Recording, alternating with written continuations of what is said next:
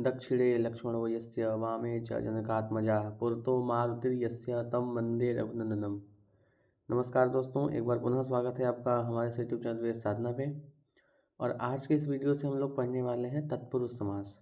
जैसा कि आप लोगों ने जाना था कि पिछले वीडियो में हम लोगों ने परीक्षा के दृष्टि से अव्ययीभाव समास प्रकरण को पढ़ लिया था, और आज के इस वीडियो से हम लोग तत्पुरुष समास की ओर बढ़ रहे हैं। जैसा कि आपको अपने स्क्रीन पर दिख रहा होगा, तत्पुरुष समास, ठीक है। तत्पुरुष समास जो है, इसमें क्या होता है, उत्तर पद की प्रधानता होती है। किसकी प्रधानता होती है? उत्तर पद के अर्थ की प्रधानता होती है।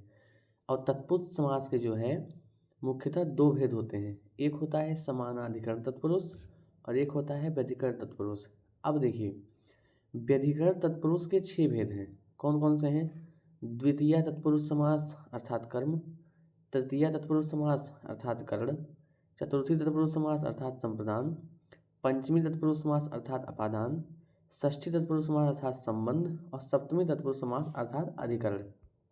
ठीक है।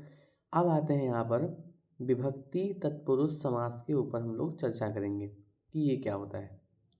देखिए, द्वितीय तत्पुरुष समास, ठीक है। अब यहाँ से हम लोग पढ़ना स्टार्ट करें। सबसे पहले आपने क्या देखा था? द्वितीय तत्पुरुष समास, यहाँ लिखा है ना, द्वितीय तत्पुरुष समास सबसे पहले नंबर पर लिखा है। अब सबसे पहले हम इसी को समझेंगे। तो द्वितीय तत्पुरुष समास है, ठीक है। और सूत्र क्या है? द्वितीया श्रितातीत पतित गतातिस्त प्राप्तापन्नैः, अर्थात द्वितीयांतम श्रितादि प्रकृतिकैः सुबन्तैः सह वा समस्यते स च तत्पुरुषः। उदाहरण क्या है? कृष्णम श्रितः, कृष्णश्रित इत्यादि। अब द्वितीयांत पद का श्रित, देखिए जैसे ये सूत्र है। अब इस सूत्र के देखिए, जो श्रित अतीत पतित जो हैं, इनके क्या क्या उदाहरण हो सकते हैं वही आपको बताया जा रहा है। श्रित का उदाहरण क्या है? कृष्णम श्रितः अर्थात कृष्णश्रितः। अतीत का है अरण्यम अतीतः अरण्यातीतः। पतित का क्या है? कूपम पतितः कूप पतितः। गत का ग्रामम गतः ग्राम गतः। अत्यस्त का नहीं है यहाँ पे। तो प्राप्त, सुखम प्राप्तः सुख प्राप्तः। आपन्न का क्या है? दुखम आपन्नः दुखापन्नः। अब कहते हैं शब्दों के सुबंत रूपों के साथ विकल्प से समास होता है, और उसे क्या कहते हैं? तत्पुरुष समास कहते हैं। अर्थात अभी आपने जो सूत्र पढ़ा है, द्वितीया श्रितातीत पतित गतातिस्त प्राप्तात्पन्न, उसी का यह अर्थ लिख रहे हैं कि शब्दों के सुबंत रूपों के साथ विकल्प से समास होता है, और उस समास को तत्पुरुष कहते हैं। ये हो गया द्वितीय तत्पुरुष समास, ठीक है। तृतीया देखिए बहुत आसान है, कुछ नहीं करना है। आप केवल उदाहरण को अगर अच्छे से देख लेंगे तो आपको समस्या नहीं होने वाली है। कृष्ण स्थितः, अरण्यातीतः, कूपम पतितः, ग्रामम गतः, सुखम प्राप्तः, दुखम आपन्न, सब ये द्वितीय तत्पुरुष के उदाहरण हैं, ठीक है। तृतीय तत्पुरुष के उदाहरण इसी प्रकार आते हैं। तृतीय तत्पुरुष समास विधायक सूत्र है तृतीया तत्कृतार्थेन गुणवचनेन तृतीयांतम तृतीयांता अर्थ कृत गुणवचनेन अर्थेन च सह वा प्रागवत, अर्थात संकुलयाखंड संकुलाखंड धान्येन अर्थ धान्यार्थ। ये हो गया क्या?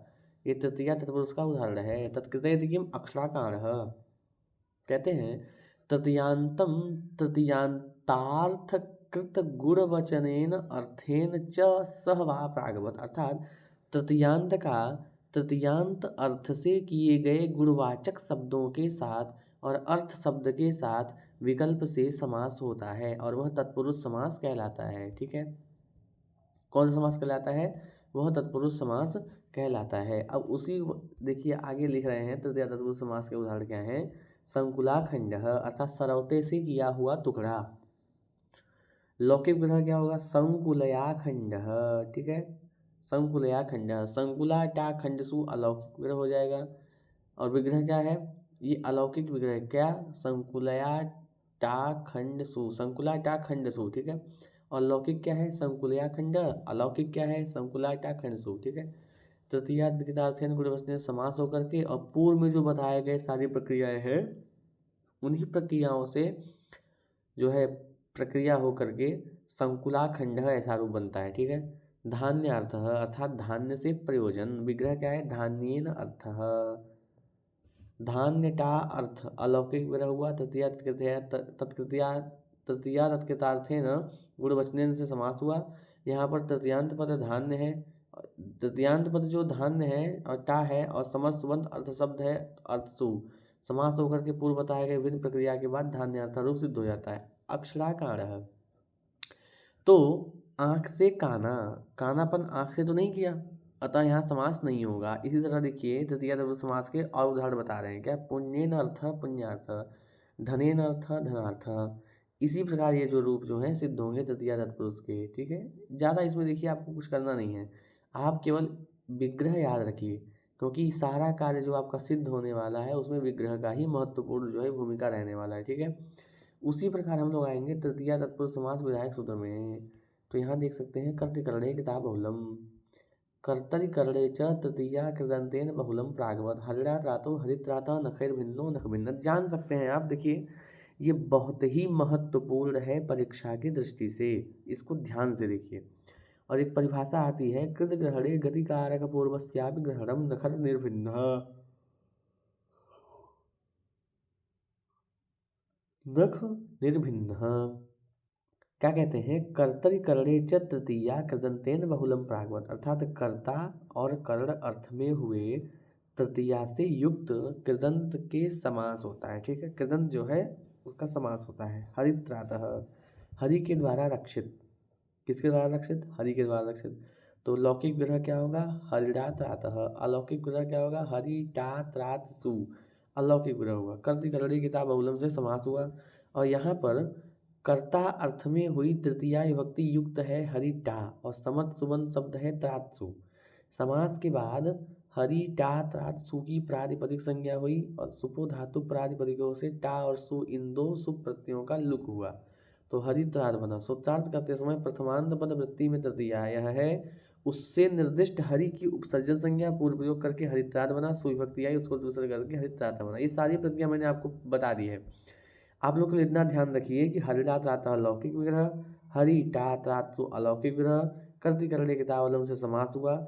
बाकी प्रक्रिया जो है आप बारी बारी से करके उसको बना दीजिए, सारी प्रक्रिया पूर्वत है। प्रातिपदिक संज्ञा करेंगे, विभक्ति आएगी, विभक्ति का लुक होगा, फिर पुनः प्रातिपदिक संज्ञा करेंगे, पुनः सुपोत्पत्ति होगी, और उस सु से जो करना होगा उसको आप करेंगे। विसर्ग करना होगा तो विसर्ग करेंगे, और अगर अम करना होगा तो अम करेंगे। इसी प्रकार जो है रूप बनते हैं।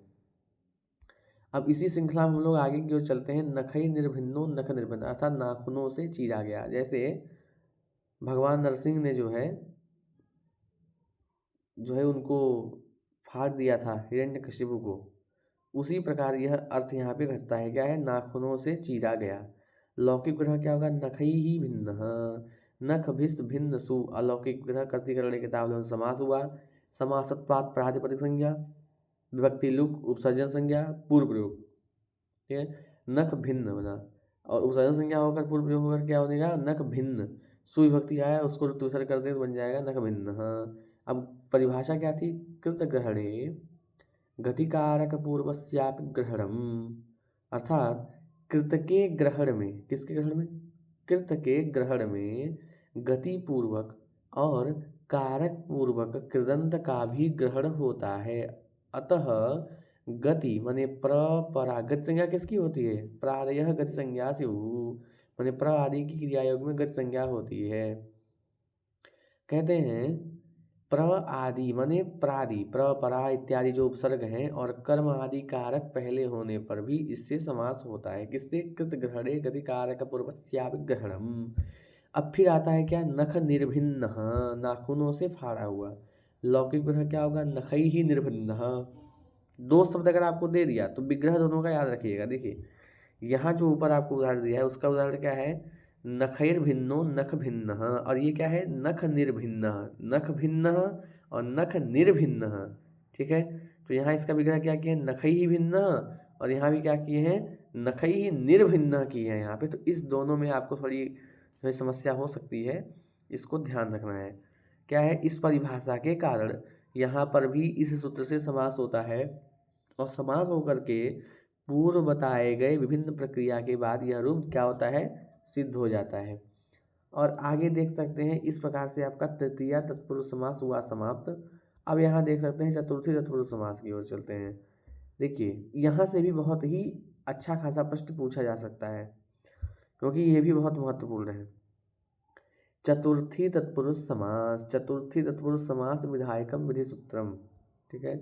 चतुर्थी तदार्थ, चतुर्थी तदर्थार्थ बलिहित सुख रक्षितैहि, चतुर्थ्यन्तार्थाय यत्तद्वाचिना अर्थादिभिश्च चतुर्थ्यन्तं वा प्रागवत्, यूपायदारु यूपदारु भूतबलि गोहितम गोसुखम गोरक्षितम।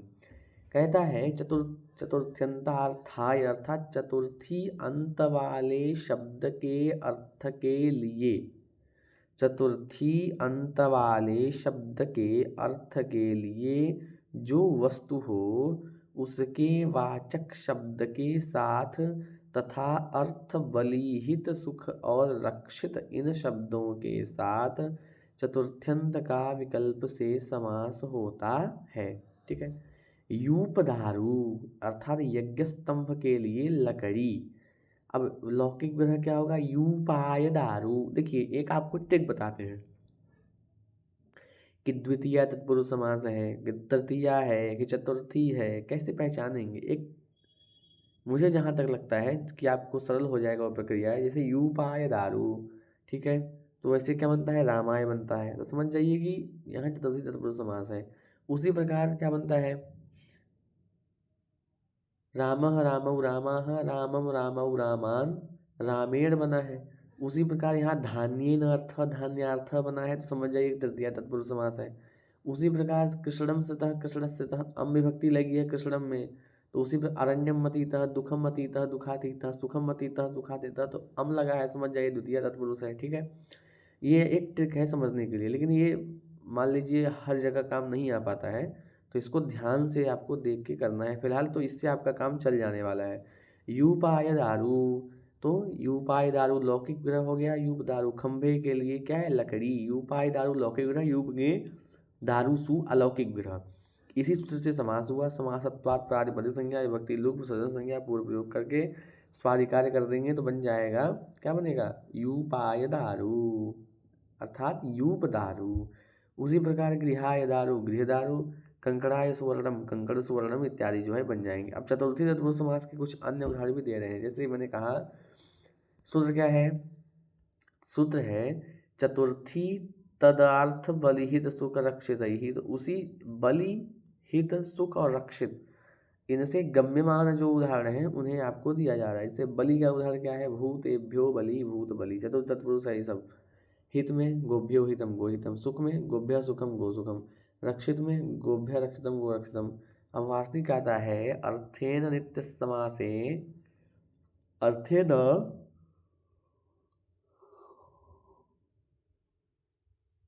नित्य समासो विशेष्य लिंगता चेति वक्तव्यम, अर्थात अर्थ शब्द के साथ नित्य समास होता है और विशेष्य के अनुसार विशेषण का भी लिंग होता है, ठीक है। द्विजार्थः सूपः, द्विजाय अयम, क्या है, द्विजाय अयम, द्विजाय अयम।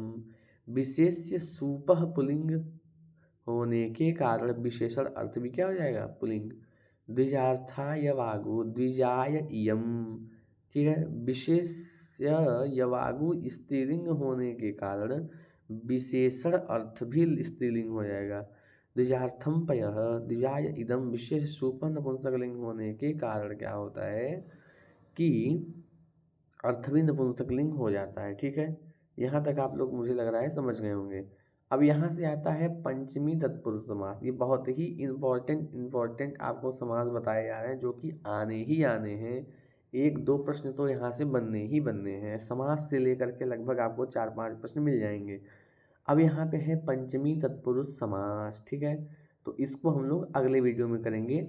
आज के लिए इतना ही, पुनः मिलेंगे हम लोग अगले वीडियो में। तब तक के लिए धन्यवाद।